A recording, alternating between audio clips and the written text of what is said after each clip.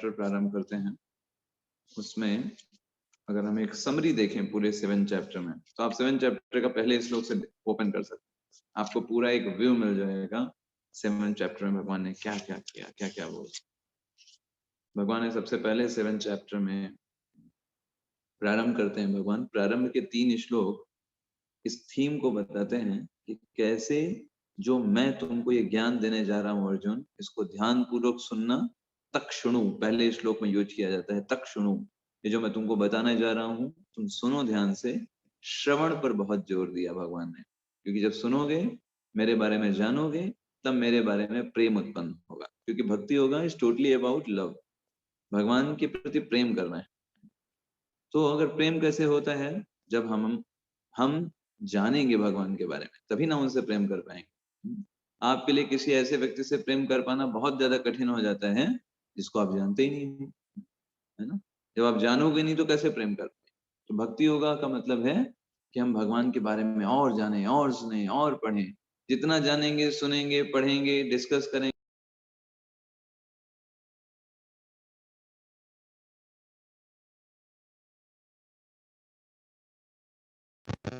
इसलिए भगवान ने क्या बोला, Arjun listen, listen from me. भगवान ही सुनाने के पात्र हैं, और कोई सुनाने का पात्र नहीं है। या तो भगवान सुनाने के पात्र हैं, या भगवान के द्वारा दी गई परंपरा में आने वाले आचार्य, आने वाले जो परंपरा में रहने वाले लोग, वो सुनाने के पात्र हैं। और कोई भी भगवत ज्ञान के बारे में चीजें नहीं बता सकता, योग्य नहीं है वो बताने के लिए। क्योंकि इसके लिए क्योंकि इसमें है व्यक्ति अपने मानसिक चिंतन को भी प्रयोग कर सकता है, जिससे उसका नुकसान हो जाएगा और दूसरों को भी समझ में नहीं आएगा। भगवान दूसरे और तीसरे श्लोक में बताते हैं कि किस प्रकार से ये जो ज्ञान है कितना महत्वपूर्ण है। ये जो ज्ञान मैं तुमको बताने जा रहा हूँ, इसको जानने के बाद कुछ भी जानने योग्य बचेगा नहीं, सब कुछ जान जाओगे। और भगवान तीसरे श्लोक में बताते हैं, हजारों हजारों मनुष्य में से कोई एक मनुष्य होता है जो इस ज्ञान के प्रति आकृष्ट होता है, और उन हजारों आकृष्ट व्यक्तियों में से कोई एक व्यक्ति होता है जो समझने का प्रयास कर पाता है या समझ पाता है इस ज्ञान को। और वो व्यक्ति कौन होगा, जिसको भगवान चूज करेंगे। भगवान किसको चूज करेंगे, भगवान उसको चूज करेंगे जो परंपरा के अनुसार, परंपरा के अनुगत में आकर के दिव्य ज्ञान को सीखता है, मन मुताबिक नहीं। तो इसलिए भगवान हमको चूज करते हैं। कोई भगवान की भक्ति करे, ये भगवान चूज करते हैं, स्वयं हम नहीं चूज कर सकते। भगवान की इच्छा से वो चीज होती है। हम डिजायर कर सकते हैं, हमारे डिजायर को भगवान प्रतिपूर्ति करते हैं। फिर भगवान ने चौथे और 5वें श्लोक में ये बात बताई कि चौथे श्लोक में ये बताया कैसे ये जो पूरी भौतिक सृष्टि है, ज्ञान के बारे में बता रहे हैं भगवान कि कैसे मैं इस पूरी भौतिक सृष्टि को संचालित करता हूँ। भूमि रापो नलो वायु खम मनो बुद्धि रेवचा। 5 प्रकार के पंच महाभूत और 3 प्रकार के मन बुद्धि अहंकार, इनसे निर्मित ये भौतिक सृष्टि है। और इसके अंतर्गत हमने 24 प्रकार के तत्वों के बारे में भी पढ़ा था, अगर आपको याद हो। 25वां तत्व हम आत्मा है, आध्यात्मिक है, जिनका इन भौतिक तत्वों से कोई भी सरोकार नहीं है। लेकिन अभी हमारी स्थिति ऐसी है कि हम इन सब 24 तत्वों से घिरे हुए हैं। इस समय प्रेजेंट में हमारी ये स्थिति है। फिर भगवान ने बताया, ये तो भौतिक चीज के बारे में बात हो गई, इससे अलग 5वें श्लोक में बताया आध्यात्मिक शक्ति के बारे में, मतलब हम जीवात्माओं के बारे में। अपरियम्य तस्त्वन्याम प्रकृतिम विद्धि में पराम जीव भूताम महाबाहो येदम धार्यते जगत।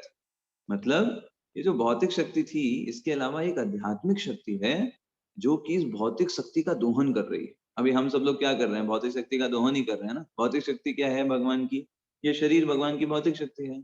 जो आप चीजें खाते हो, पीते हो, है ना, जिनसे सेंस ग्रेटिफिकेशन करते हैं जीव, वो सब क्या है, भौतिक शक्ति है भगवान। लेकिन आप क्या हो, आप भगवान की आध्यात्मिक शक्ति हो, मतलब आत्मा। तो भगवान बोल रहे हैं जीव भूता महाबाहो येदम धार्यते जगत। ये जो जीव है, ये आध्यात्मिक जीव भौतिक शक्ति का दोहन कर रहा है और सोचता है खुश हो जाएगा, लेकिन खुश नहीं हो पाएगा, क्योंकि जीव तो आध्यात्मिक है, उसको आध्यात्मिक चीजें ही प्रसन्न कर सकती हैं। जैसे आपको एग्जांपल दिया था कि एक छोटी बच्ची वो खाना बनाना चाहती है, लेकिन नहीं बनाने देगी माता उसको, जानती है कि नहीं बना पाएगी, अपना नुकसान कर लेगी। तो ऐसे ही भगवान सब कुछ नियंत्रण कर सकते हैं, हम नियंत्रण नहीं कर सकते, हम फंस जाते हैं। तो भगवान भले ही इस भौतिक जगत का निर्माण करते हैं, लेकिन भगवान फंसते नहीं हैं। लेकिन क्योंकि हम तुच्छ जीव हैं, हम इस भौतिक जगत में फंस जाते हैं, आकृष्ट हो जाते हैं। भगवान कभी आकृष्ट नहीं होते, है ना? तो भगवान के बारे में यहाँ तक मैं सुन रहा था, आज श्रील प्रभुपाद जी का एक व्याख्यान था, एक डिवोटी उसको चला रहे थे, मैं सुन रहा था। तो उसमें श्रील प्रभुपाद जी बता रहे थे कि जब भगवान श्री कृष्ण जो हैं वो राजसूय यज्ञ में उनको सबसे पहला स्थान दिया गया अग्र पूजा का, तो बहुत सारे लोग विरोध करने लगे।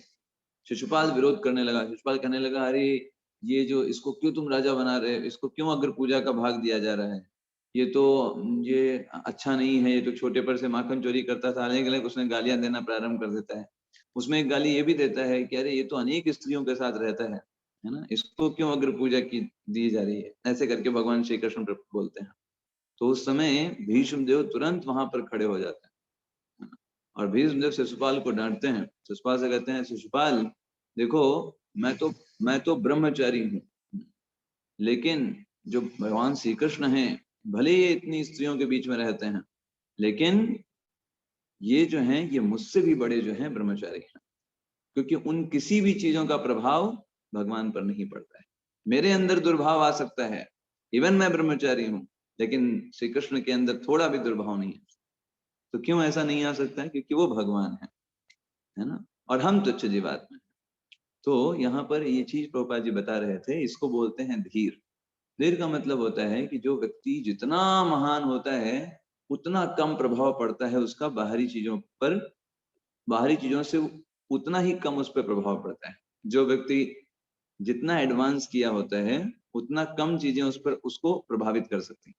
तो भगवान तो स्वयं भगवान हैं, उनको कोई चीज आकर्षित नहीं कर सकती इस भौतिक जगत की। तो ऐसे ही यहाँ पर भगवान बता रहे हैं, अपरियमितस्तन्या, मेरी एक दूसरी प्रकृति है, आध्यात्मिक प्रकृति, जिसको कौन दोहन कर रहा है? मेरे जीव दोहन कर रहे हैं। फिर भगवान ने आगे बताया, आगे भगवान ने 7वें श्लोक में इसी चीज को बताया, इन्हीं दोनों शक्तियों के बारे में। और फिर भगवान ने 7वें श्लोक में अपने बारे में बताया कि देखो अर्जुन, मत्तः परतरम नान्यत् किंचिदस्ति धनंजया, मुझसे ऊपर कोई नहीं है अर्जुन, मेरे बराबर भी कोई नहीं है और मुझसे ऊपर भी कोई नहीं। इस जगत में चाहे भौतिक शक्ति हो या आध्यात्मिक शक्ति हो, दोनों मेरे कारण से ही चल रही। मैं उनमें ठीक वैसे हूं जैसे कि एक धागा होता है माला के अंदर, दिखाई नहीं देता लेकिन काम वही कर रहा है, वही सबको बांधे हुए। ऐसे ही मैं भी इन सब को बांधे हुए हूँ। ऐसे करके भगवान ने उसके बारे में बताया। फिर भगवान, तो अर्जुन पूछ सकता है, भगवान आप धागे की तरह कैसे हो गई, आप कैसे सारी चीजों को आप ही चला रहे हो क्या? हाँ, तो भगवान ने कहा यस। तो कैसे उसको समझे? तो मैं आपको एग्जांपल देता हूँ। फिर भगवान ने 8वें श्लोक से लेकर के कितने श्लोक तक, 11वें श्लोक तक भगवान ने 14 चीजों के बारे में बताया, जिसमें भगवान सार हैं। सारे जीवों में जीवन है, आग में जो अग्नि होती है तेज होता है, सूर्य का तेज, चंद्रमा की शीतलता, है ना, सब्जियों में रस। ऐसे करके भगवान ने अनेक बलवानों में बल, ज्ञानियों में ज्ञान, ऐसे करके भगवान ने डिफरेंट डिफरेंट 14 थिंग्स के बारे में बताया कि उनका सार मैं हूं, तुम मुझे जानो। पानी का स्वाद मैं हूं, रसो हम अपसु कौन्तेय, भगवान ने 11वें श्लोक तक बताया। फिर भगवान ने ये बताया कि 12वें श्लोक में, अर्जुन ये सब चीजें तो तीन गुणों में होती है ना। जो 14 एग्जाम्पल दिए भगवान ने कहा ये सब चीजें 3 गुणों के अंतर्गत हैं, लेकिन तुम ये मत समझना कि क्योंकि मैं इन 3 गुणों में हूं तो इसका मतलब तीनों गुणों का प्रभाव मेरे ऊपर पड़ रहा है। नहीं, मैं इन तीनों गुणों से परे रहता हूँ। तो हमने उसमें आपको एग्जाम्पल दिया था, आपको याद होगा, भगवान 13वें श्लोक में हमने आपको एक कहानी सुनाई थी 3 चूहों की। जो 3 जो चूहे थे, उनको अलग अलग कंडीशन दी गई और वो उसी में खुश रहे हो गए। बाद में दरवाजा खोल दिया, चूहे निकलने का नाम नहीं ले रहे थे। तो ऐसे ही हम देखिए, हमें जब संसार में आते हैं तो हम, हमारे पास कुछ नहीं होता, हम किसी को नहीं पहचानते। हमारी मदर भी होती है, उनको भी हम नहीं पहचानते। वो तो बाद में जब हमारी सेवा होती है, हमको दूध पिलाया जाता है, थोड़े हम बड़े हो जाते हैं, तब हमको समझ में आता है अच्छा ये माता है, इनको मदर बोलते हैं। ठीक है, बाद में मदर हमको बताती है ये तुम्हारे पिताजी हैं, अच्छा ये पिताजी हैं, चलो उनको पिताजी मान लेते हैं। फिर उसके बाद वो माता बताती है तुम्हारे भाई बहन है, तो हम उनको भाई बहन मान लेते हैं। तो हमारा एक्चुअली में वास्तव में स्टार्टिंग में कौन होता है? हम किसी को भी नहीं जानते इस संसार में। लेकिन जैसे-जैसे हम बड़े होने लगते हैं, हम अनेक-अनेक रिलेशंस, फ्रेंड्स, है ना? चचेरे, ममेरे, फुफेरे, है ना? सब रिलेशन बना लेते हैं, ठीक उन चूहों की तरह। और फिर भगवान अगर स्वयं आ भी जाएँ, हमसे कह दें चलो तुमको बैकुंठ लेके चलते हैं, है ना? बैकुंठ चलें, जो इन सारी चीज़ों से परे है, वहाँ कोई कष्ट नहीं, कोई दुःख नहीं। हम कहेंगे प्रभु प्रभु जी ऐसा करिए अगले जन्म में चलेंगे। अभी थोड़ा क्या है बच्चे छोटे हैं, हम चले जाएँगे तो फिर पति को खाना कौन खिलाएगा, है ना? तो जैसे लगता है कि हम ही संसार को चला रहे हैं। ये मिसकॉन्सेप्शन हमारे माइंड में आ जाता है। और इसीलिए भगवान 13वें श्लोक में बताते हैं त्रिभिर्गुणमयैर्भावैर्भी सर्वमिदं जगत मोहितम नाभिजानाति मामेभ्यः परम अव्ययम। इस जगत में सभी लोग इन तीनों गुणों के द्वारा ऐसे मोहग्रस्त होकर के बैठे हैं कि मुझको समझ ही नहीं पाते। उनके पास समय ही नहीं है समझने का। वो तो कहते हैं बस हम अपने घर को चला लें, कमा लें, खा लें, सो लें, बच्चे उत्पन्न कर लें, बस हो गया जीवन, यही जीवन था। वो सिर्फ पशुओं की तरह ही जीवन जी करके अपने आप में संतुष्ट रहते हैं, यही तो मोह है। मोह का मतलब क्या है? व्यक्ति सोच रहा है कि हाँ, बस उसका परिवार ठीक है, सब लोग अच्छा है, सब कुछ बढ़िया-बढ़िया चल रहा है, बस हमें और कुछ करने की ज़रूरत नहीं है। ये ही मोह है और इसमें व्यक्ति मोहित रहता है। तो अर्जुन कहते हैं अच्छा इतना खतरनाक आपकी माया शक्ति है क्या? वास्तव में बहुत बलशाली है? भगवान कहते हैं बिल्कुल बलशाली है। 14वें श्लोक में दैवी होशा गुणमयी मम माया दुरत्यया very powerful my this is my energy. मजाक में नहीं लेना, दिस इज माई माया। माई माया भगवान क्यों बोल रहे हैं? क्योंकि भगवान पावरफुल हैं तो उनकी शक्ति भी पावरफुल है। मम माया दुरत्यया मेरी माया है। तो मेरी माया मतलब भगवान की है तो बहुत प्रभावशाली है। तो फिर क्या? तो अर्जुन बोले तो फिर जीव तो निकलने का कोई चांस ही नहीं है उसके पास। नहीं, भगवान कहते नहीं ऐसी बात नहीं है। मामेव ये प्रपद्यन्ते, अगर कोई जीव मेरी शरण में आ जाता है, मुझसे प्रेम करने लगता है ना? मायामेतां तरन्ते, फिर माया उसको परेशान नहीं करती। तो हमने इसमें बहुत अच्छे से डिस्कशन किया था कि कैसे माया देवी जो है हमारी दुश्मन नहीं है, हमारी फ्रेंड है, हमारी हेल्प करने वाली। कैसे?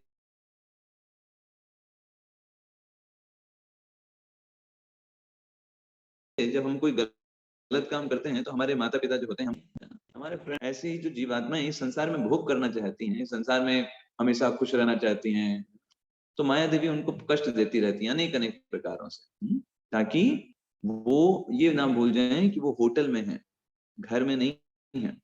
उनको ये समझाने के लिए, है ना? व्यक्ति बड़े आराम से जीता रहता है, सब कुछ बढ़िया-बढ़िया चल रहा है, अचानक से कुछ हो जाता है। कुछ एक्सीडेंट हो जाता है, कुछ समाज से समस्या आ जाती है, परिवार में समस्या आ जाती है, तो व्यक्ति दौड़ने कूदने लगता है, उसको समझ में नहीं आता क्या हो, क्या हो, क्या हो? तब वो कहता है दुनिया में दुःख है ना? सुख तो नहीं है, दौड़ तो बहुत रहे हैं सुख के लिए, मिल तो दुःख जा रहा है। तब वो भगवान की ओर टर्न करता है। तो माया देवी का काम क्या है? उसको कष्ट दे करके भगवान की ओर ढकेलना। लेकिन कुछ मूर्ख जीव तो ऐसे होते हैं, फिर भी भगवान की तरफ नहीं जाते। तो माया देवी उनको और कष्ट देती रहती है। तो उनका मेन क्या होता है कि ये लोग भगवान की तरफ मुड़े, है ना? हमने डिस्कस किया था माया देवी जो होती हैं वो ट्यूशन टीचर की तरह है, जो क्या करती हैं हमको अच्छा पढ़ाना चाहती हैं। तो ट्यूशन टीचर को अपॉइंट कौन करता है? घर वाले ही अपॉइंट करते हैं, पिताजी अपॉइंट करते हैं। तो ऐसे ही माया देवी को किसने अपॉइंट किया है? भगवान कृष्ण ने ही अपॉइंट किया है। क्यों? क्योंकि हमसे प्रेम करते हैं, हमसे प्रेम करते हैं, हमको अच्छा बनाने के लिए उन्होंने माया देवी को रखा हुआ है। और माया देवी जब हम गड़बड़ करते हैं तो लाफा मारती है, हमको कष्ट देती है। दैट इज द वर्क, है ना? और अगर डिवोटी हैं तो फिर माया देवी काम करेंगी उनके उनके ऊपर। जितने डिवोटी जितने स्तर के आप भक्त बनते जाएंगे उतना माया का प्रभाव कम होता जाएगा, है ना? जिस स्तर पर हैं उस स्तर पर माया आपके ऊपर कार्य करेगी। अगर मान लीजिए कोई डिवोटी है, बहुत अच्छे से भक्ति कर रहा था, चैंटिंग कर रहा था, लेकिन अभी थोड़ा ढीला पड़ने लगा वो, सोचा ठीक है इतना भी जल्दी क्या है, आराम से करते हैं। तो ढीला पड़ने लगा वो, तो माया देवी उसको उस तरीके से ट्रीट करेगी ताकि उसका ढीलापन निकल जाए। तो मतलब जिस तरीके से जरूरत है उस तरीके से वो प्रदान करते हैं। उसके बाद हमने देखा भगवान ने ये बताया कि देखो 4 प्रकार के लोग हैं, वो नहीं आते मेरी तरफ, है ना। इन सब के बावजूद भी वो 4 प्रकार के लोग मेरी तरफ कभी भी आते ही नहीं है। तो 4 प्रकार के लोगों के नाम भगवान ने बताए। पहले मूढ़ लोग होते हैं, गधों की तरह काम करते रहेंगे, सुबह से लेकर रात तक काम करेंगे, लेकिन वो उनके पास टाइम नहीं है भगवान को समझने के लिए। तो उनसे पूछो भाई मेहनत कर क्यों रहे हो? तो बस दुनिया कर रही है, वो भी कर रहे हैं। सुबह लोकल ट्रेन से जाएंगे, शाम को लोकल ट्रेन से आएंगे, एकदम थक हार करके, है ना। दूसरा भगवान ने बोला नराधम। नराधम मतलब जो बहुत ही जो एकदम पशु की तरह जीवन जीते हैं, उनके पास नराधम और जो मूढ़ हैं दोनों में कोई खास अंतर नहीं है। बस इतना जान सकते हैं कि नराधम व्यक्ति जो है वो किसी भी तरीके से भगवान को समझना ही नहीं चाहता। प्रभुपाद जी तात्पर्य में ये लिखते हैं कि नर का मतलब है मनुष्य और अधम का मतलब उनमें सबसे नीच, है ना। तो जो मानव योनि पा करके भी उसमें से कोई ट्रेनिंग नहीं लिया, कोई नियम फॉलो नहीं करता है, ऐसे व्यक्ति को नराधम बोलते हैं, वो नराधम कहलाता है। ऐसे करके प्रभुपाद जी बताते हैं। तीसरे व्यक्ति को भगवान ने बोला माया अपहृत ज्ञान। ये लोग बहुत ज्ञानी होते हैं लेकिन इनका ज्ञान माया के द्वारा हर लिया जाता है। जैसे मायावादी लोग सब शास्त्र पढ़ते हैं लेकिन निष्कर्ष यही निकालते हैं कि भगवान का कोई आकार नहीं। कहाँ से पढ़ा? शास्त्रों से पढ़ा। तो ज्ञान है लेकिन ज्ञान को माया के द्वारा हर लिया गया, उनको भगवान साकार रूप में दिखाई नहीं देता, तो उनको माया अपहृत ज्ञान बोलते हैं। और चौथे जो लोग हैं जो भगवान की शरण में नहीं जाते, उनका नाम है आशुरम भावमाश्रिता। आसुरी लोग होते हैं, तो संसार में भोग करना चाहते हैं, इस संसार को ये मानते हैं संसार का मेन लक्ष्य क्या है? काम तृप्ति करना, यही संसार का मेन लक्ष्य है, यही मान करके पूरा जीवन जीता है। ऐसे करके हाँ यस प्रभु जी जैसे पढ़ते हैं, जो ज्ञानी रहते हैं तो वे तो शास्त्र पढ़ते हैं, तो उन्हें तो बल्कि प्रभु के प्रति प्रेम उत्पन्न होना चाहिए ना। यही तो विडंबना है माता जी। इसीलिए बोला गया ना माया अपहृत ज्ञाना।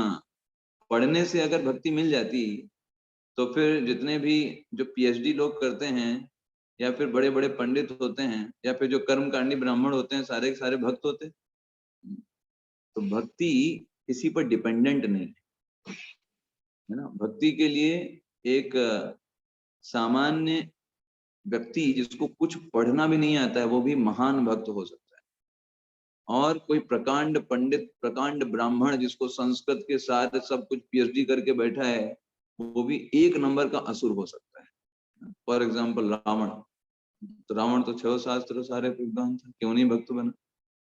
माया अपहृत ज्ञान, माया के द्वारा ज्ञान का हरण कर लिया जाता है, प्राइड आ जाता है उसको।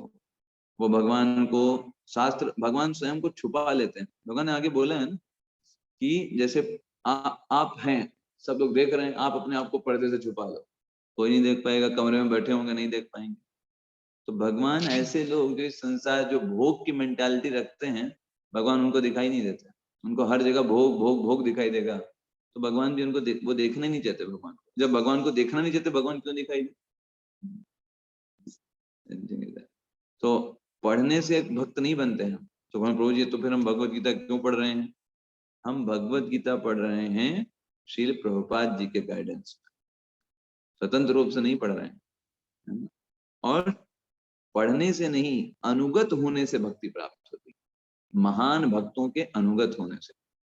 भक्ति का जनरेशन कैसे होता है? जब हम किसी भक्त के संसर्ग में आते हैं। भक्ति कोई भी कभी भी इंडिपेंडेंट नहीं हो सकती।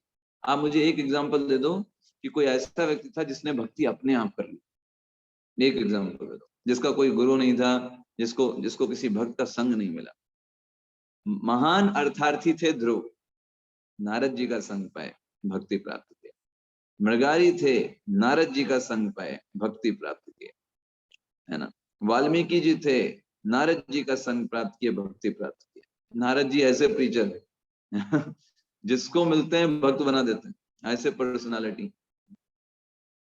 प्राचीन बाहिरशत कर्म कांड में लगे हुए थे, नारद जी का संग मिला, भक्त बना दिए। दक्ष के 10,000 पुत्र, नारद जी का संग मिला, सबको ब्रह्मचारी बना दिया। वो बात अलग है, दक्ष ने बाद में श्राप दे दिया नारद जी को, लेकिन नारद जी अपना काम चालू रखते हैं। तो भक्त का मतलब क्या होता है, वो अपने संग से दूसरे जीवों के अंदर जो भोग की मेंटालिटी बनी हुई है संसार में, वो हटा करके भगवान की भक्ति अंकुरित करता है। ये भक्त का कार्य है। जैसे कहते हैं कृष्ण भावनामृत का विस्तार है। तो कभी पढ़ने से कोई भक्त नहीं बनता। पढ़ते तो बहुत सारे लोग बहुत कुछ है, बहुत लोग पढ़ते हैं, रामचरितमानस, भगवत गीता, शास्त्र, ये सब पढ़ते रहते हैं, लेकिन वो सब पढ़ करके उनका दिमाग जो होता है वो सिर्फ प्राइड आता है, उनको डिवोटी नहीं बनते। लेकिन डिवोटी, प्रभु जी भगवान के बारे में पढ़ने से मतलब विनम्रता आनी चाहिए ना। मतलब जब हाँ शास्त्र बनाए गए हैं तो पढ़ने का मतलब मन पे असर आना चाहिए उसका। देखिए क्या होता है, पढ़ने से आप सत्व गुण में जा सकते हैं, भक्ति को प्राप्त नहीं कर सकते। सत्व गुण भी इस भौतिक जगत का ही है। पढ़ने से आपका मन शांत हो जाएगा, भक्ति नहीं मिलेगी। भक्ति हमेशा गुरु के माध्यम से मिलेगी, भक्त के संग से मिलेगी। गुरु बिन होय न ज्ञान, है ना, तुलसीदास जी लिखते हैं ना कि आप अपने आप से आप ज्ञान को प्राप्त नहीं कर सकते। आप पढ़ सकते हो, अगर अपने आप से व्यक्ति ज्ञान प्राप्त कर सकते हैं तो भौतिक जगत में भी आप देख सकते हो। क्यों स्कूल बनाए जाते हैं? सबको भाई किताबें दे दी जाएं, कहा भाई तुमको ज्ञान ही चाहिए ना, किताबें तुमको दे रहे हैं फ्री में, जाओ अपने घर पे पढ़ाई करो, अपने घर पे पीएचडी कर लो। क्यों स्कूल आ रहे हो? क्यों टीचर वही टीचर वही चीज ही पढ़ाता है, हर साल वही चीज पढ़ाता है। तो अब क्यों बच्चे जा रहे हैं वहां पर? पर्सनली क्यों ले रहे हैं ज्ञान? क्योंकि जो पर्सनल होता है, पर्सनल नॉलेज से, पर्सनल एसोसिएशन से व्यक्ति प्रभावित होकर के आगे बढ़ता है, सीखता है चीजें। अदरवाइज तो वही सारी चीजें हैं, वही सब कुछ है, तो सीखने की क्या जरूरत है? क्योंकि वो बहुत आवश्यक है, वो एक अहम पड़ाव होता है। तो भगवान यहाँ पर उसी चीज को बताते हैं कि माया अपहृत गाना मतलब क्या है। आप देखिए, ये सब शास्त्र सारे अध्ययन करेंगे, गीता भी पढ़ते हैं, लेकिन मर्म को जान नहीं पाते। मर्म कौन समझाते हैं? वो आचार्य समझाएंगे। क्या मम्र है उसके कहने का, मर्म क्या है, भगवान क्यों ये बात कह रहे हैं, वो आचार्य समझाएंगे। हम तुच्छ जीव कुछ अलग ही अर्थ निकाल लेंगे, हम अपने मतलब का निकाल लेंगे। जैसे हमारे देश के प्रथम उपराष्ट्रपति, यस, प्रथम उपराष्ट्रपति और दूसरे राष्ट्रपति सर्वपल्ली डॉक्टर राधाकृष्णन, है ना, तो उन्होंने भी गीता के ऊपर टीका लिखी थी। तो उन्होंने, जानते हैं गीता में क्या लिखा? उन्होंने लिखा कि भगवान जो ये कह रहे हैं कि मेरी शरण में आओ, एक्चुअली भगवान श्री कृष्ण की शरण में नहीं जाना है, भगवान श्री कृष्ण के अंदर जो आत्मा है उसकी शरण में जाना है। ठीक है, आप बताइए। वो कह रहे श्री कृष्ण की शरण में नहीं जाना है, क्योंकि श्री कृष्ण की शरण में क्या हुआ, वो तो एक सामान्य व्यक्ति थे, वो तो आए चले गए, है ना। उनकी शरण में जाकर के क्या होगा? उनके अंदर जो आत्मा निवास कर रही है, जो चिर है, जिसका कोई अंत नहीं है, उस वाली आत्मा के शरण में हमको जाना है। प्रभुपाद जी ने कहा कि भाई ऐसे मूर्खों को पता ही नहीं है कि भगवान के शरीर और आत्मा में कोई अंतर नहीं होता। भगवान का स्वरूप सच्चिदानंद विग्रह है। ठीक है, तो अपनी टीकाएं आप अपने मन मुताबिक दे दोगे, जब आचार्य संगत नहीं होगी तो दूसरे लोगों को हो सकता है सुनने में बड़ा अच्छा लगे, लेकिन जब तक आचार्य संगत नहीं है, वो गुरु परंपरा में ज्ञान नहीं आ रहा है, तो फिर हम कुछ नहीं सीख पाएंगे उससे। तो उन्होंने ऐसे बहुत मेंटल कॉन्कॉक्शन, भगवान ने ये क्यों बोला, वो क्यों बोला, ऐसे करके बोला। तो भगवान ने चार लोगों के बारे में बताया, ये लोग मेरी शरण में नहीं आते, इनके पास टाइम ही नहीं है। चार लोग मेरी शरण में आते हैं, भगवान बोलते हैं 16वें श्लोक में, ज्ञानी, अर्थार्थी, आर्त और जिज्ञासु। तो जिज्ञासु, आर्त और अर्थार्थी, ये तीन लोग तो आते हैं अपना अपना मकसद निकालने, लेकिन क्योंकि भगवान के पास आए हैं, इसलिए उनका एक संबंध बन जाता है, और धीरे धीरे उनको ये समझ में आने लगता है कि यार मैं तो भगवान के पास ये तुच्छ चीजें मांगने आया हूँ। ये चीज उनको रियलाइज हो जाती है, और फिर वो शुद्ध भक्ति की और आगे बढ़ते हैं। लेकिन इन चारों में जो ज्ञानी है, भगवान 17वें श्लोक में बताते हैं, वो मुझे अधिक प्रिय है, क्योंकि वो किसी काम के लिए नहीं आता, वो बस मेरी सेवा करने के लिए आता है। एक भक्ति विशिष्यते, वो एक भक्ति के लिए आता है, इसलिए मुझे वो अधिक प्रिय है। भगवान फिर 18वें श्लोक में बताते हैं, एक्चुअली ये चारों लोग मुझे प्रिय हैं क्योंकि मेरे पास आए तो, जैसे एक बच्चा है, वो अपने पिताजी के पास नहीं जाता है, कहीं पड़ोसी से कुछ मांग रहा है, कहीं किसी से कुछ मांग रहा है, कहीं चाचा जी से जाकर 10 रुपए लेकर के, है ना, कुछ चीजें ले लेता है जाकर के। फिर एक दिन उसको समझ में आया कि पिताजी के पास ही जाना चाहिए। पिताजी के पास गया तो पिताजी को अच्छा लगेगा, क्योंकि वो आया तो पिताजी के पास, संबंध तो मान रहा है पिताजी का। तो वैसे ही ये चारों लोग भगवान कहते हैं मुझे बहुत प्रिय हैं, क्योंकि ये चारों लोग मेरे पास आते हैं और धीरे धीरे ये चारों लोग भक्त बन जाएंगे। फिर भगवान कहते हैं, ज्ञानी के बारे में बताते हैं कि ऐसा व्यक्ति बहुत दुर्लभ है जो सब जगह मेरे दर्शन करता है और हर जगह मुझे मेरी अनुभूति करता है। वो बहुत दुर्लभ है, बहुत बहुत जन्मों के बाद ये स्थिति प्राप्त होती है। फिर अर्जुन मान लीजिए अगर ये प्रश्न पूछें कि भाई इतना सब कुछ होता है, लेकिन कुछ लोग तो ऐसे होते हैं जो आपके पास नहीं आते, उनको दुखी होते हैं लेकिन आपके पास नहीं आते, देवी देवताओं के पास चले जाते हैं। और उनको पैसा चाहिए होता है, देवी देवताओं के पास चले जाते हैं। कुछ ज्ञान जिज्ञासु होते हैं, देवी देवताओं के पास चले जाते हैं। उनका क्या होता है? तो भगवान कहते हैं देखो ऐसे लोग जो होते हैं वो अपनी कामनाओं से इतना ज्यादा आकृष्ट होते हैं, इतना ज्यादा मारे गए होते हैं कि वो देवताओं के पास ही चले जाते हैं, मेरे पास नहीं आते। मेरे पास क्यों नहीं आते? क्योंकि मैं उनकी चेतना को शुद्ध करता हूँ, फिर उनको वरदान देता हूँ। लेकिन उनको इतना ज्यादा भौतिक कामनाएं होती हैं कि वो शुद्ध नहीं करना चाहते चेतना को, और इसलिए वो देवताओं के पास चले जाते हैं और उनकी पूजा करते हैं। वो बात अलग है कि वो सारी पूजा करने की विधि मैं ही उनको बताता हूँ। देवताओं के पास जो वरदान है मैं ही देवताओं को देता हूँ कि भाई तुम दो।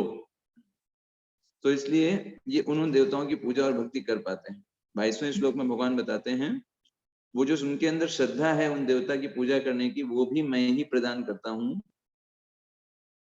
और जो देवता लोग वरदान देते हैं वो सारे वरदान भी मेरे द्वारा ही दिए जाते हैं।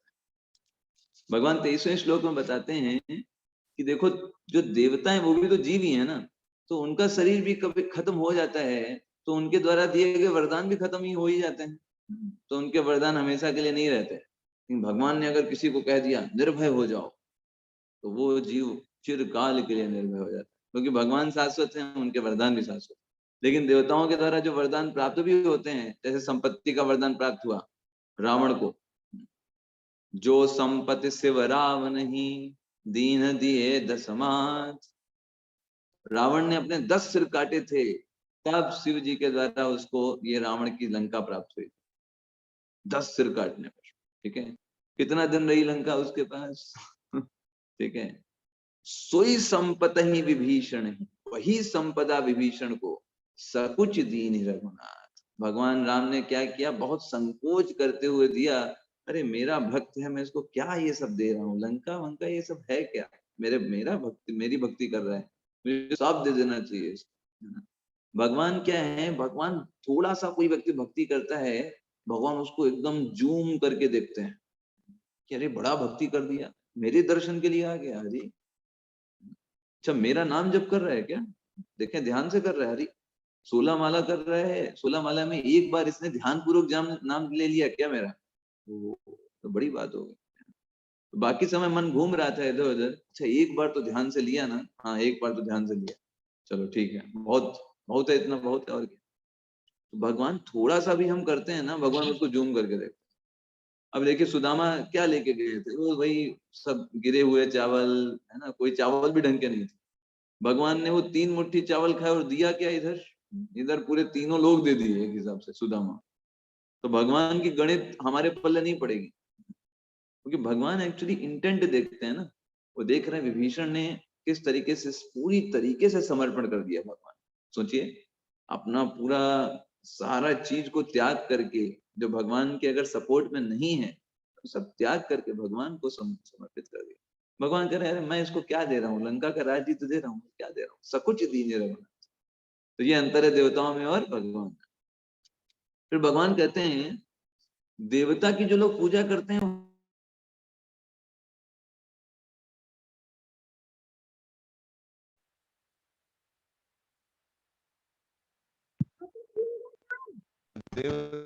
पूजा कर रहे हैं वो होती है, लेकिन इसके अलावा एक दूसरे भी लोग अल्प बुद्धि के होते हैं। ये वो लोग होते हैं जो ये सोचते हैं कि मैं पहले निराकार था, अभी मैंने शरीर धारण कर लिया है।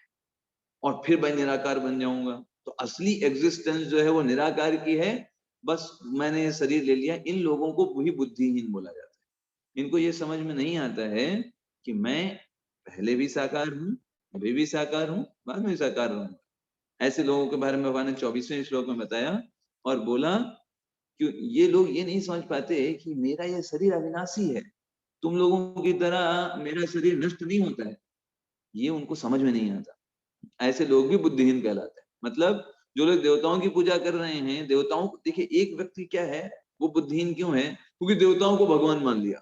ठीक है, वो बोलेगा कि नहीं, हमारे तो बस गणेश जी ही हैं जिन जो सब कुछ है ना। वो सुनना ही नहीं चाहेगा। उनको शास्त्र दिखाओगे, भगवत को नहीं गए, हम तो भाई उन्हीं को मानते हैं। तो ये हो गए अल्प बुद्धि। दूसरे वो अल्प बुद्धि होते हैं जो भगवान के एग्जिस्टेंस को कहते हैं कि भगवान ने शरीर धारण किया, भगवान ने शरीर छोड़ा, ऐसे करके बातें करते हैं। कहते देखो भगवान का भी हमारी तरह जन्म होता है, तो निराकार भगवान है, हम भी बाद में निराकार में ही प्रवेश कर जाएंगे, हम भी भगवान बन जाएंगे। तो ये दूसरे प्रकार के बुद्धिहीन मनुष्य होते हैं। प्रभुपाद जी इसके बारे में बहुत बड़ा तात्पर्य लिखते हैं समझाने के लिए। फिर भगवान 25वें श्लोक में बताते हैं, अर्जुन नाहम प्रकाशः सर्वस्य, मैं सबको दिखाई नहीं देता। कितना भी शास्त्र पढ़ लो, सब पढ़ डालो, भगवत गीता है ना, और सारे अन्य शास्त्र सब कुछ पढ़ डालो, समझ में नहीं आएगा। ना हम प्रकाशः सर्वस्य, क्यों समझ में नहीं आएगा? योग माया समावृता, योग माया के द्वारा मुझे मैं ढक के रखता हूँ अपने आप को। मूढ़ोयम ना भी जानाती, जो मूढ़ व्यक्ति होता है मुझको देख ही नहीं पाएगा। कमरे में आएगा, उसको कहेगा सब पर्दे लगे हैं यहाँ पर, कोई व्यक्ति तो है नहीं, और भगवान पर्दे के पीछे हैं। ऐसे भगवान अपने आप को छुपा लेते हैं। भगवान सिर्फ उसी के सामने प्रकाशित करते हैं जो सेवा की मेंटालिटी से आते हैं ना। भोग की मेंटालिटी से उनको हम नहीं देख सकते। लोको मामजमव्ययम, लोग मुझे समझ नहीं पाते। तो भगवान क्यों अपने आप को छुपाते हैं? एक्चुअली भगवान नहीं छुपाते, हम नहीं देखना चाहते। हमने इसमें समझा था, हमें नहीं पसंद है भगवान को देखना अपने जीवन में। हम तो भोग करना चाहते हैं, हम तो इस संसार में आनंद लेना चाहते हैं। तो हमारी मेंटालिटी भगवान को ना देखने की। भगवान तो हर जगह प्रसन्न, हर जगह उपस्थित है, कण कण में व्याप्त है, हर क्षण उनको याद कर सकते हैं। रसो हम अपसो कौन्तेय, भगवान तो पानी पीते हुए याद कर सकते हैं, आसमान को देखते हुए याद कर सकते हैं। जीवों में कोई भी जीव को देखिए, कुत्ता, बिल्ली, सुअर, चींटी, हाथी, उसके अंदर जीवन है, वो कौन प्रदान कर रहा है? स्वयं भगवान प्रदान कर रहे हैं। कैसे वो एग्जिस्ट कर सकता है? सबको जीवन प्रदान कर रहे हैं, पानी में है, आग में है, सूर्य की रोशनी में, चंद्रमा की रोशनी, हर जगह से तो भगवान उपस्थित हैं। मूढ़ व्यक्ति कौन है? हम ही हैं। यही मूढ़ हो यम ना भी जानाति, कोई और के बारे में नहीं बोला जा रहा है, हमारे बारे में ही है। हम नहीं जानते क्योंकि हम जानना नहीं चाहते, है ना? जो जानना चाहते हैं उनको भगवान समझ में आते हैं। तो मूढ़ का मतलब यहाँ पर भगवान ये नहीं बोल रहे हैं, यहाँ पे बोल नहीं रहे हैं कि वो मूर्ख व्यक्ति है जो मुझे नहीं देख पाता। भगवान ये नहीं बोल रहे हैं, भगवान ये बोल रहे हैं कि जीव अपनी मूर्खता के कारण मुझे नहीं देख पाता।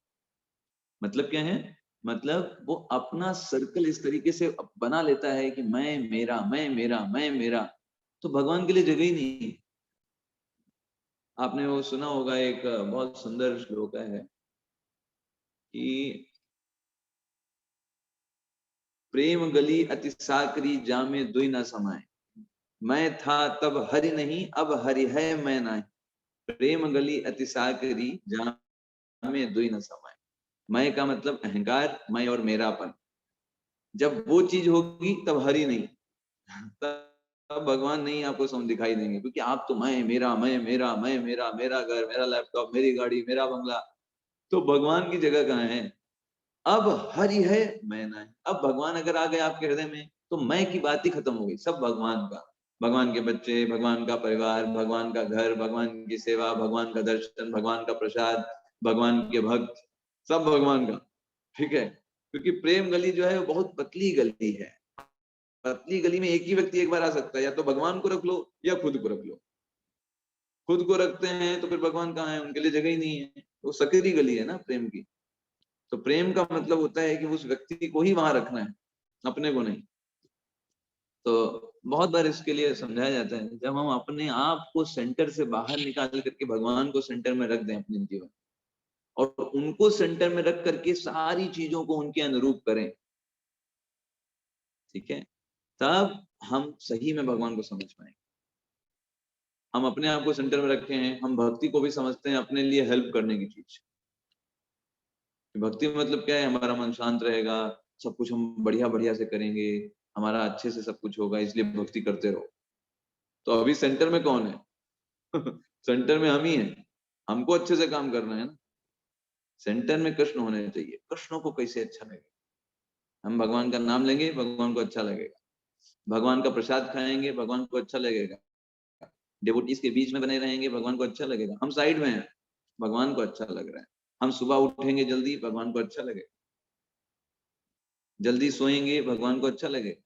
तो ये भगवान आ गए सेंटर में, काम वही हो रहा है, सब कुछ नाम बदल गया। पहले आप अपना अपना बोल रहे थे, अब कृष्ण कृष्ण बोल रहे, बस यही इंटेलिजेंस है। बाहर की सब चीजें जो हैं वो तो एक्सटर्नल्स हैं, इंटरनल में ये चेंज करना होता है, बहुत बड़ा चेंज होता है और बहुत प्रैक्टिस की जरूरत होती है। भगवान आगे बताते हैं कि अर्जुन, मैं सब कुछ जानता हूँ, एवरीथिंग आई नो, है ना। किसके मन में क्या चल रहा है, क्या इच्छा है, कितना बड़ा वो भक्त है ना। हम दूसरों के सामने अपने आप को बहुत बड़ा डिवोटी बना सकते हैं, तिलक लगा करके, धोती कुर्ता पहन कर या साड़ी पहन करके, लेकिन हम कितने बड़े भक्त हैं ये इन सब चीजों से निर्धारित नहीं होता। वो तब पता चलता है ना? चार चीजें बताई जाती हैं, धीरज, धर्म, मित्र, अरुनारी, आपत्काल परखिए चारी। तुलसीदास जी लिखते हैं, है ना। ये चार लोग हैं, तो जब अच्छा समय चल रहा होता है तब इनको परख नहीं सकते आप कि आप कितना धर्म का पालन करते हो। अब अच्छा चल रहा है तो हर कोई धर्म का पालन करता है। जब आपत्ति की परिस्थिति आ गई तब कितना आप धर्म पे अडिग रहते हो, आप 16 माला नहीं छोड़ते, है ना। जब आपत्ति आ गई फिर भी आप करोगे, चाहे जैसे करो, तो अब समझा जाएगा कि हाँ, आपके अंदर तो ऐसे ही धैर्य है। तो यहाँ पर भगवान बोलते हैं मैं सब जानता हूँ, हर जीव क्या डिजायर कर रहा है, उसके हृदय में क्या चल रहा है, भौतिक भोग चाहता है, कितना हमको चाहता है, भगवान सब जानते हैं और उसके अनुरूप हमको फैसिलिटेट करते रहते हैं। हमारे अंदर कोई भौतिक इच्छा है लेकिन साथ साथ में हम भक्ति भी करना चाहते हैं, तो भगवान उस तरीके से हमको फैसिलिटेट करते हैं। हम सिर्फ भगवान की भक्ति में इंटरेस्टेड हैं, भौतिक भोग की चाह एकदम हृदय से चली गई है, तो भी भगवान जानता है। हो सकता है हम बहुत भक्ति अच्छे से कर रहे हैं लेकिन भौतिक चाह बनी हुई है, वो हृदय में कहीं ना कहीं दबी हुई है, प्रकाशित नहीं है, वो भी भगवान जानते हैं। और इसलिए भगवान बोले वेदाहम समतीतानि, सब जानते हैं। इसे बोलते हैं सम्यक रूप से भगवान सब कुछ जानते हैं। भगवान ये बोलते हैं, तो भगवान से अर्जुन अगर पूछे कि तो जीव इस जगत में फंस क्यों जाता है, तो भगवान बताते हैं इच्छा द्वेष, दो चीजें इस जीव को संसार में फंसती हैं। अच्छी चीजों को चाहता है, बुरी चीजों से बचना चाहता है, और इसी में उसकी सारी एनर्जी चली जाती है। जैसे मान लीजिए कोई व्यक्ति आया और आप पे गलत इल्जाम लगा दिया, तो आप क्या चाहोगे? आप चाहोगे ये गलत इल्जाम मेरे से निकले, और उसके लिए आप लड़ाई करोगे, झगड़ा करोगे, क्योंकि आप अपना टाइम वेस्ट करोगे। इसका उल्टा उसे हटा करके देखेंगे, अगर जरूरी नहीं है, वही एक व्यक्ति ने बोला है, हटाओ, बोल दिया, अपना भक्ति करो, है ना। तो व्यक्ति इच्छा और द्वेष, अच्छी चीजों को पाने की चाह में और बुरी चीजों से बचने के प्रयास में उसका जीवन चला जाता है। मेरे लिए समय नहीं है, द्वंद में फंसा रहता है। जाड़ा आ गया, चलो भाई व्यवस्था करो, बड़े बड़े जैकेट खरीदो, है ना, बड़े बड़े रजाई निकालो, ये सब करो, उसमें समय चला जाएगा। गर्मी हो गई तो ये करो वो करो, इन्हीं में क्या मेरे लिए अच्छा है, क्या मेरे लिए खराब है, उन्हीं चीजों की उलझन में उसका पूरा जीवन चला जाता है। कब बुढ़ापा आ जाता है जान ही नहीं पाता है, इसे कहते हैं मुंह। और फिर भगवान बोलते हैं मुझको कौन दृढ़वत या फिर सतत रूप से मेरा कीर्तन कौन कर पाएगा? मेरा कीर्तन वो व्यक्ति सतत रूप से कर सकता है जिसने समस्त पापों को रोक दिया है। चार प्रकार के महापाप हैं, अवैध संग करना, दूसरा किसी भी प्रकार का जुआ खेलना, किसी भी प्रकार का मांस खाना, किसी भी प्रकार का नशा करना, ये चार महापाप हैं। जिसने ये शाम त्वंतगतम पापम, जिसने इन समस्त पापों को रोक दिया है, और जनानाम पुण्य कर, कैसे उसने भगवान की सेवाएं, भक्तों का ABCDE है ना, A फॉर एसोसिएशन, भक्तों का संग, B for book reading, Bhagavad Gita Bhagavatam पढ़ना, C फॉर चैंटिंग, भगवान के नामों का जप करना, D फॉर डाइट, भगवान का ही प्रसाद खाएंगे, कितना भी टेस्टी हो, कितना भी हो, चीजें अच्छी हो, भगवान का प्रसाद नहीं है, नहीं खाना। E फॉर एंगेजमेंट, जिसके पास जो भी प्रतिभा है, चीजें हैं, उनको भगवान, इस तरीके से वो व्यक्ति जो है भगवान के में एंगेज रहेगा। ये चीज समझने की है। वो व्यक्ति दृढ़ता से मेरे बारे में मेरा चिंतन कर सकता है, मेरी सेवा में लग सकता है, ऐसा भगवान बोलता है। और उसके बाद भगवान बोलते हैं कि जरा मरण मोक्षाय मामाश्रित्य तन्तिते ते ब्रह्म तद्विदो कृष्णम अध्यात्मम कर्म चाखिलम, कि जो व्यक्ति इस जगत में जो मृत्यु है, बुढ़ापा है, इन सब के लिए यत्नशील रहते हैं, इनसे बचने के लिए, और वो बुद्धिमान व्यक्ति मेरी भक्ति की शरण में आते हैं और मेरी भक्ति प्राप्त करते हैं। और भगवान एंड करते हैं इस श्लोक के साथ, और इसमें बताते हैं साधि भूतादि दैवम माम साधि यज्ञम च ये विदु, वो लोग मुझको आदि अधिदैव के रूप में जानते हैं। अधिदैव का मतलब होता है जो देवताओं का भी नियंत्रण करने वाले हैं, ऐसे भगवान की वो पूजा करते हैं। और भगवान अपने आप को बोलते हैं आदि दैवम और आदि यज्ञम। आदि यज्ञम का मतलब है जितने भी यज्ञ इस संसार में होते हैं वो सब भगवान के लिए ही होते हैं, मूल्य उद्देश्य उनको प्रसन्न करना है, ये मान करके वो लोग मुझको जानते हैं और समझते हैं। तो भगवान ने जो ये यहाँ पे इस 30वें श्लोक में 3 चीजें भगवान ने बोली, यहाँ अगर श्लोक में देखिए, आदि भूत, आदि दैव, आदि यज्ञ, ये 3 चीजें बोली भगवान ने। और भगवान ने प्रयाण काले भी बोला कि मृत्यु के समय वो मुझे इस चीज को समझ जाते हैं। अर्जुन इसी को प्रश्न बना करके 8वें अध्याय के पहले श्लोक में प्रश्न पूछता है। अर्जुन कहता है प्रथम श्लोक में, अर्जुन उवाच किम तद ब्रह्म किम अध्यात्मम किम कर्म पुरुषोत्तमा अधिभूतम च किम प्रोक्तम अधिदैवम किम उच्यते। भगवान ने बोला, अर्जुन ने बोला, ये अभी अभी आपने जो लास्ट वाले श्लोका में बोला अधिभूत अधिदैव, इसको थोड़ा बताइए ये क्या है, और ये मुझे बताइए कि ब्रह्म क्या होता है, अध्यात्म क्या होता है, कर्म क्या होता है, भौतिक जगत क्या होता है, इसके बारे में थोड़ा मुझे बताइए। साथ साथ में आपने एक शब्द और बोला था, अधियज्ञम। दूसरा श्लोक देखिए, अधियज्ञम कथम कोत्र, ये अधियज्ञ कौन है जिसके बारे में आपने 30वें श्लोक में बोला, देहे इस्मिन मधुसूदना, हे मधुसूदन आप तो मधु राक्षस का वध करने वाले हैं, तो मेरे इन प्रश्नों का भी आप निराकरण कर दीजिए। प्रयाण काले च कथम, अभी आपने 30वें श्लोक में बोला कि मृत्यु के समय व्यक्ति मुझको जान और समझ सकता है, तो मुझे ये भी बताइए कि मृत्यु के समय प्रयाण काले च कथम ज्ञेयोसीनियतात्म भी, कौन लोग ऐसे होते हैं जो मृत्यु के समय आपको याद कर पाते हैं, आपका स्मरण कर पाते हैं। तो एक तो अर्जुन ने 6 प्रश्न पूछे। अगर आप पहले श्लोक में देखिए, ब्रह्म क्या है, आत्मा क्या है, सकाम कर्म क्या है, भौतिक जगत क्या है, देवता क्या है, और यज्ञ का स्वामी कौन है, शरीर में कैसे रहता है, और मृत्यु के समय भक्ति में वो लोग आपको कैसे जान पाते हैं। तो भगवान इसका आंसर एक एक करके देते हैं। भगवान सबसे पहले आंसर देते हैं पहले प्रश्न का। पहला प्रश्न अर्जुन ने क्या पूछा, किम तद ब्रह्म, ब्रह्म कौन है। तो भगवान ब्रह्म का आंसर देते हैं, श्री भगवान वाच अक्षरम ब्रह्म परमं स्वभावो अध्यात्म उच्यते भूत भावोद्भव करो विसर्ग कर्म संगितः। तो भगवान बोलते हैं, अर्जुन जो चीज अविनाशी है वो ब्रह्म कहलाती है। तो मतलब ब्रह्म कौन है, कौन सी चीज अविनाशी है, हम भी अविनाशी हैं एज अ सोल, और भगवान भी अविनाशी हैं एज अ सुपर सोल। ठीक है, तो इसलिए हम भी ब्रह्म हैं और भगवान को भी ब्रह्म बोला जाता है। लेकिन अंतर क्या है फिर, हम हैं ब्रह्म और भगवान है पर ब्रह्म, दैट इज डिफरेंस। ठीक है, दोनों लोग ब्रह्म, जैसे होता है ना कि कैसे होता हूँ, जैसे मेरा नाम रोहित वाजपेयी, तो मेरे पिताजी का नाम विमल वाजपेयी, दोनों लोग वाजपेयी हैं, लेकिन अंतर क्या है, वो पिता हैं हम उनके बेटे हैं। बात समझ में आई है आप? ऐसे ही भगवान परम पिता हैं, सुपर सोल हैं, हम लोग सोल हैं। दोनों में अंतर क्या है? वो पावरफुल हैं, हम पावरफुल नहीं, हम छोटे हैं, हम में उतनी शक्ति नहीं है। भगवान माया के बीच में आकर के सबका संग करके सबसे डिटैच रह सकते हैं। जैसे जो मकड़ी होती है जाला बुनती है, मकड़ी कभी जाला में नहीं फंसती है ना, लेकिन हम उन मक्खियों की तरह हैं जो फंस जाते हैं जाले में। हम मकड़ी नहीं है, ऐसे समझिए आप। तो भगवान ने बोला कि ब्रह्म का मतलब है जो अविनाशी तत्व होता है वो ब्रह्म कहलाता है, और उसका नित्य स्वभाव अध्यात्म कहलाता है, आत्म कहलाता है। भगवान परमात्मा है, हम सिर्फ आत्मा है।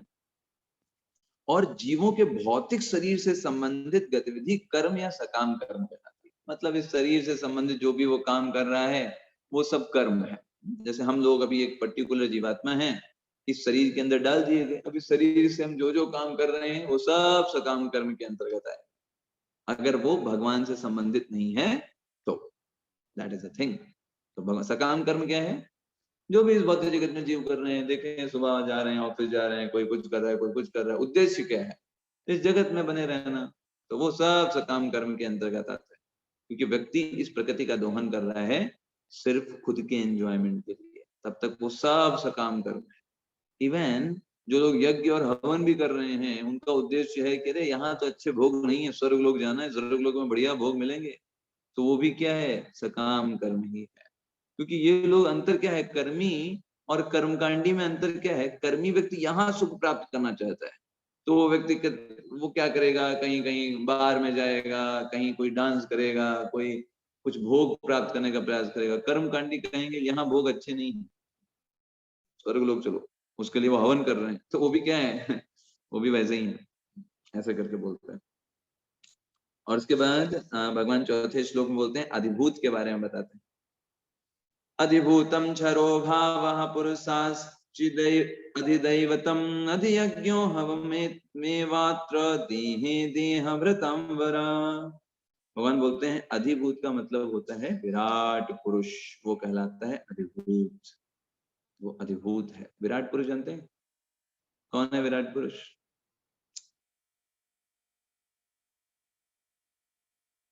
हरे कृष्णा प्रभु। भगवान भगवान भगवान है प्रभु। भगवान भगवान है विराट पुरुष। भगवान है प्रभु।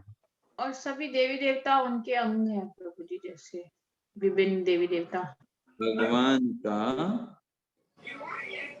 भौतिक प्रकृति से निर्मित स्वरूप विराट पुरुष कहलाता है। भगवान नहीं है, भगवान का भौतिक शरीर, भौतिक तत्वों से निर्मित शरीर विराट पुरुष कहलाता है। महाविष्णु नहीं है, हाँ, कृष्ण नहीं है विराट पुरुष। जैसे आपका ये जो शरीर है वो आपका भौतिक तत्वों से बना हुआ शरीर है जो बाहर दिखाई दे रहा है, राइट और नॉट? तो ये व्यक्ति आप नहीं हो। आप जो आत्मा है उसका प्रेजेंटेशन इस बॉडी के द्वारा हो रहा है। कोई भी इस बॉडी को देखेगा तो मानेगा कि हाँ भाई आप हैं, लेकिन आप वास्तव में सोल हैं। ये बॉडी तो यहीं रह जाएगी।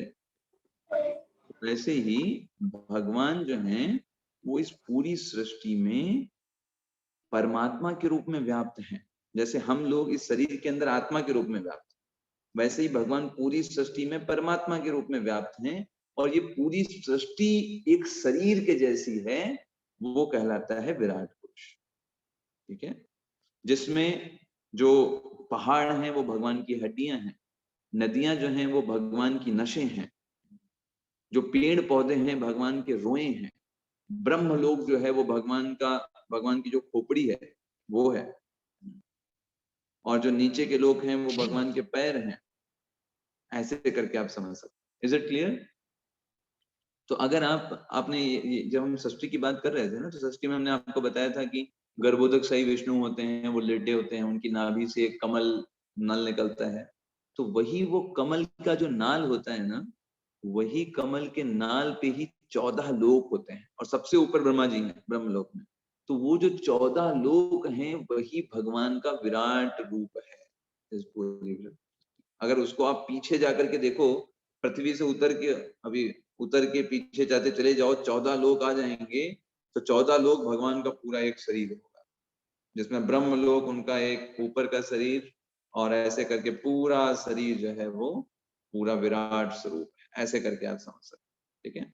और भगवान उस शरीर के अंदर परमात्मा के रूप में स्थित है। तो जैसे आप ये सोचिए, हम इस शरीर के अंदर आत्मा के रूप में स्थित है ना, तो एक जैसे हमें शरीर के हर एक कोने में क्या क्या हो रहा है हमको पता होता है, हम भले हृदय में हैं आत्मा के रूप, तो ऐसे ही इस पूरे विराट प्रकृति में कहाँ पर क्या हो रहा है वो भगवान को पता है, कि भगवान परमात्मा के रूप में उस विराट पुरुष में व्याप्त। आप समझ पा रहे हैं? 14 लोकों में कौन सा जीव कौन सी एक्टिविटी कर रहा है। जैसे हमारे शरीर में हमारे पैर के पास एक चींटा आकर के काटे तो तुरंत हम समझ जाएंगे चींटा काट रहा है, ऐसा नहीं वो हम सोचेंगे। तो ऐसे ही इस पूरी प्रकृति में कहाँ पर क्या हो रहा है, कौन से जगह पर कौन जीव फंसा है, उस जीव को कौन सा शरीर देना है, सब कुछ वो विराट पुरुष जो है जानते हैं, क्योंकि परमात्मा के रूप में वो व्याप्त है। तो इसीलिए बोला जाता है, प्रभुपाद जी कई बार तात्पर्य में लिखते भी हैं, भौतिक जगत की आत्मा कौन है? परमात्मा। ये भौतिक जगत की आत्मा पूरा भौतिक जगत, और उसमें आत्मा के रूप में कौन कार्य कर रहा है? परमात्मा काम कर रहा है। इस शरीर भौतिक शरीर की आत्मा हम हैं, भौतिक जगत की आत्मा कौन है? परमात्मा। दैट इज अ थिंग, है ना। तो ये इनको ही बोला जाता है यहाँ पर अधिभूत, है ना। यस यस, अधिभूत। हरे कृष्ण प्रभु जी। कृष्ण। भगवान का भौतिक तत्वों से निर्मित जो पहला लाइन आपने बोला था, एक बार फिर से हाँ, बोल दीजिए। भगवान का भौतिक तत्वों से निर्मित जो शरीर है वो कहलाता है विराट पुरुष। वो भक्तों के लिए नहीं है, वो उन योगियों के लिए आकर्षित लगता है जो लोग अभी इस भौतिक जगत से आसक्त होते हैं, भौतिक जगत की चीजों से आसक्त हैं भगवान का, लेकिन संग भी करना चाहते हैं। तो ऐसे लोग भगवान को विराट पुरुष के रूप में देखते हैं, कहते हैं हाँ भाई हमको तो भौतिक चीजें पसंद है और भगवान का भी ये स्वरूप भौतिक है तो अच्छा है। तो वो आसक्त होने वाले योगी जो होते हैं वो विराट पुरुष पे ध्यान करते हैं। भक्त कभी भी विराट पुरुष पे ध्यान नहीं करते। भक्त तो भगवान का सुंदर जो आध्यात्मिक स्वरूप है ना, उस पर ध्यान करते हैं। भगवान बांसुरी बजा रहे हैं, गायों को चरा रहे हैं, है ना, उनके सर पर मोर पंख है, उनके जो कानों में सुंदर मकराकृत कुंडल हैं। भगवान उस मनमोहन स्वरूप पर ध्यान करते हैं, विराट पुरुष पर ध्यान नहीं करते। विराट पुरुष तो इस भौतिक जगत से ही बना हुआ है, वो तो बनता बिगड़ता रहता है, जब जरूरत पड़ती है बिगड़ जाते हैं। जैसे भगवान परमात्मा के रूप में निकल गए वहां से, तो जैसे हमारे शरीर से आत्मा निकल जाती है तो शरीर का क्या हाल होता है ऐसे ही भगवान जब परमात्मा के रूप में निकल जाते हैं तो विराट पुरुष जो स्वरूप होता है वो बंद हो जाता है। भौतिक प्रकृति का तो सर्ग विसर्ग होता रहता है ना। तो लेकिन आध्यात्मिक जगत में कोई सर्ग विसर्ग नहीं होता। भगवान हमेशा से वहां विचरण करते रहते हैं, अपने डिवोटीज के साथ आनंद करते रहते हैं, आनंद चिन्मय रस वहां पर प्रवाहित होता रहता है। That is the thing. तो अभी समय भी हो गया हमारा, हम फिर इतना ही करते हैं ना, चौथे श्लोक से फिर हम अगले दिन करेंगे।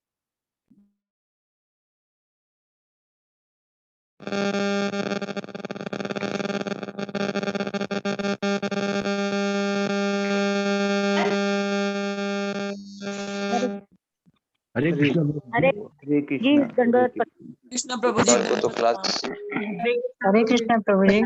हरे कृष्ण प्रभु जी। हरे कृष्णा प्रभु जी। हरे कृष्ण प्रभु। हरे कृष्णा प्रभु जी। हरे कृष्ण प्रभु जी। हरे कृष्ण।